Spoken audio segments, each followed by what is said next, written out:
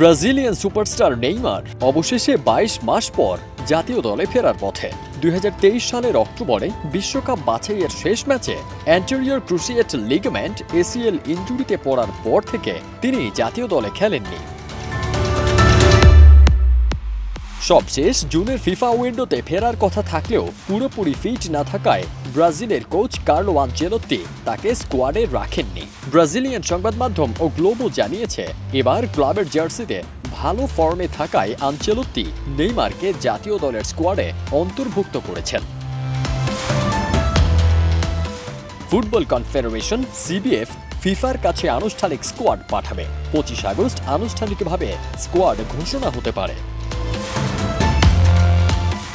ব্রাজিলের সামনে লাতিন আমেরিকার বিশ্বকাপ বাছাই পর্বে বাকি আছে 2 ম্যাচ। 5 সেপ্টেম্বর রিও ডি জেনেরিওতে চিলি এবং 10 সেপ্টেম্বর বলিভিয়ায় শেষ ম্যাচে তারা মুখোমুখি হবে। কনমেবল বাছাইয়ের পয়েন্ট টেবিল অনুযায়ী ব্রাজিল ইতোমধ্যে বিশ্বকাপ নিশ্চিত করেছে। 16 ম্যাচে তাদের 25 পয়েন্ট, 35 পয়েন্ট নিয়ে শীর্ষে রয়েছে আর্জেন্টিনা।